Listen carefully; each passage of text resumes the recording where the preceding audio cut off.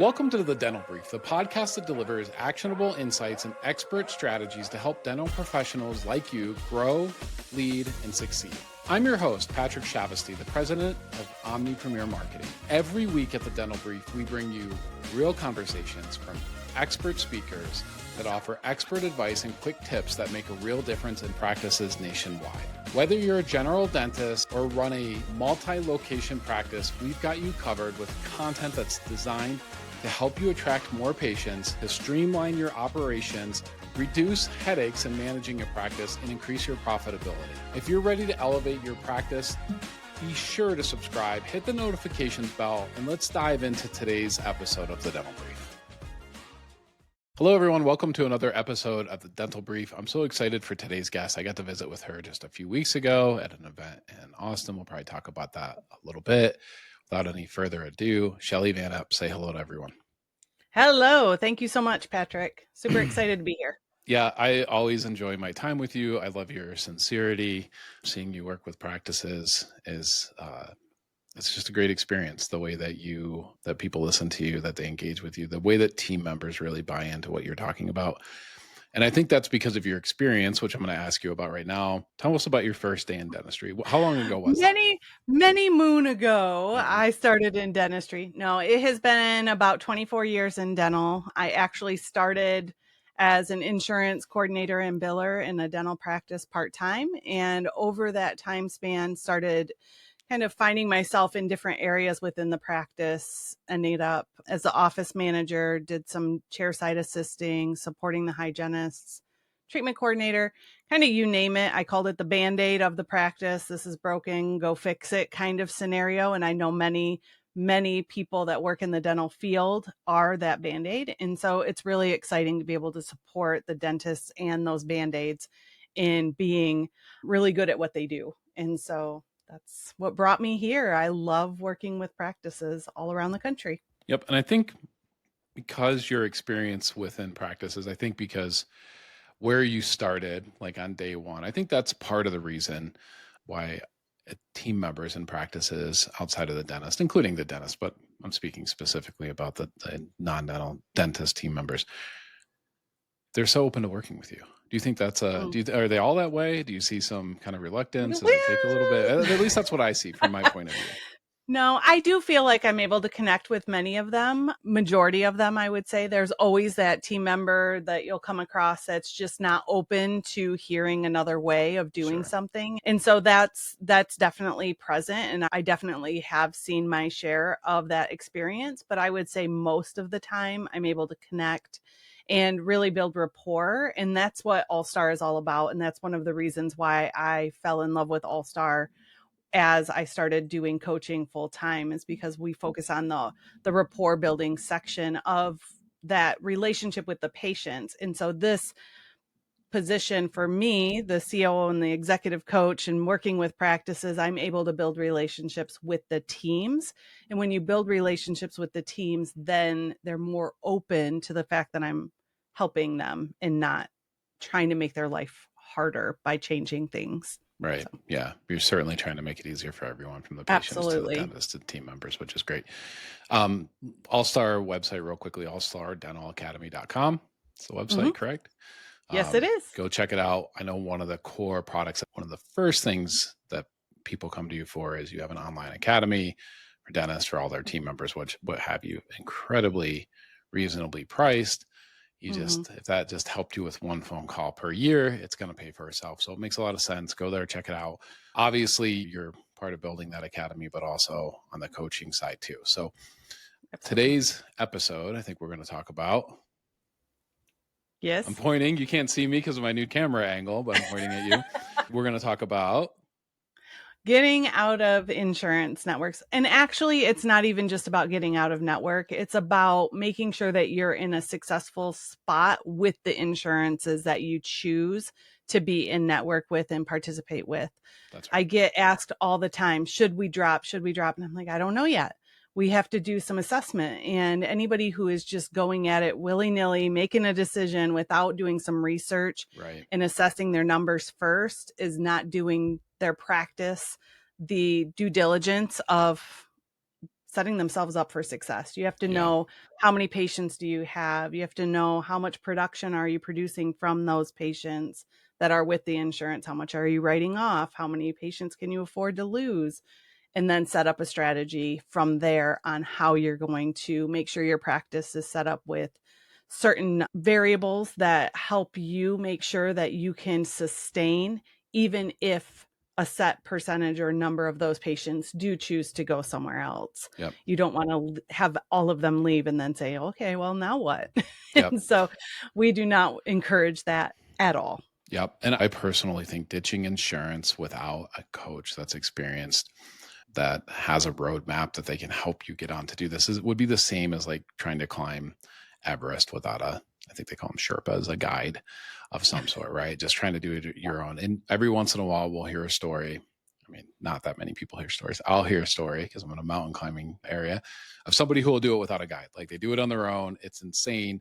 Most people will not make it, right? Even with guides, people die. So you got to have a guide. You got to have somebody to walk you through this. And I know you said the first step is to kind of analyze what's going on within the project. I think there has to be some kind of a threats analysis, right? What are the threats of doing this? You mentioned about losing some patients. You're going to lose some patients, right?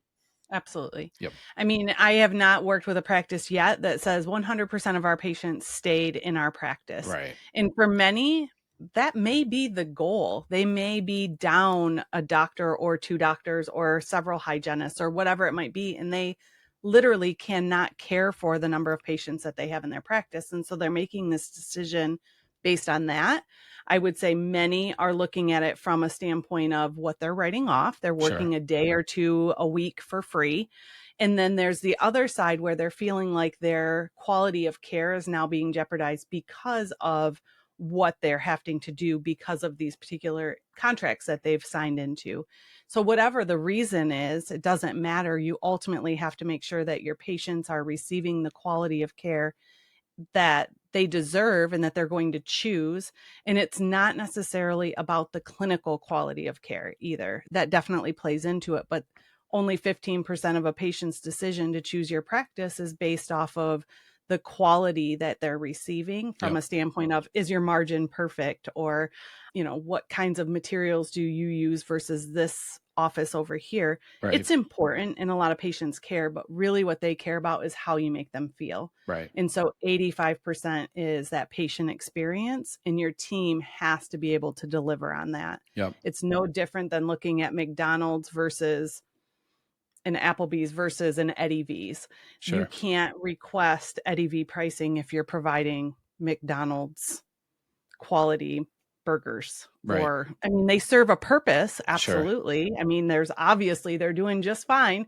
McDonald's is thriving. Yeah. And they're doing and they're delivering what it is that they want to deliver. And there are practices that can work on quantity. And then there's practices who are looking at a different side of things and being able to maintain that while staying sane. And that's kind of where it comes down to. It's like, okay, in order to do that, I'm going to have to work X number of hours and see X number of patients. And I'm trying to provide this quality and that's when I start to see burnout and doctors calling saying, please help me.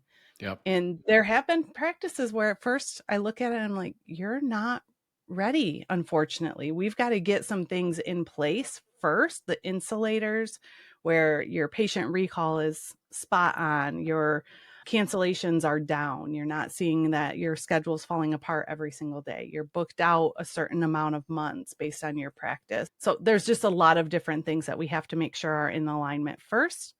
And then we run those numbers and then we say, okay, this is an okay thing for you to do and sustain your practice.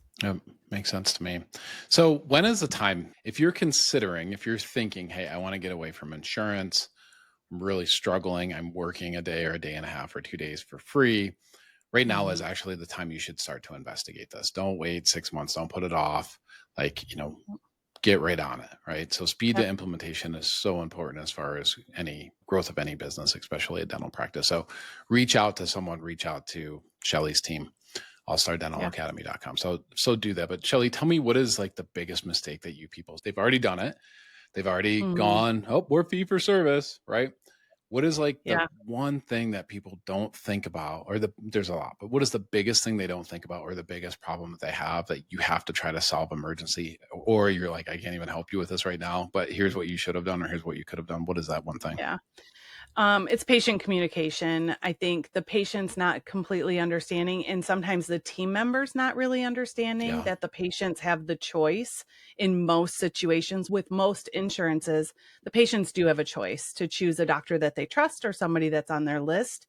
And they just don't understand that. And so they don't know how to communicate it in a way where the patient understands, oh, it is okay for me to come to your practice. I do still get some benefits. It's not exactly the exact same benefit, but I still do receive some of my benefits. So sure. my money isn't completely wasted. Right. And being able to communicate that in a way that you're focusing on what your practice does do, not on what you don't do. Yeah. We call it the do system, for those of you who have heard that from our coaching. The Yeah. do system, focus on what you do, not on what you don't do. So you don't answer that question, well, we're out of network, but, and then go on to say how it still works. You want to frame it in a way where you're focused on the benefit to the patient, but still being transparent. And so we Sure. work with a lot of offices and team members on how to communicate that, where you're not putting up those red flags and causing patients to choose to go somewhere else just out of our own verbiage. Right.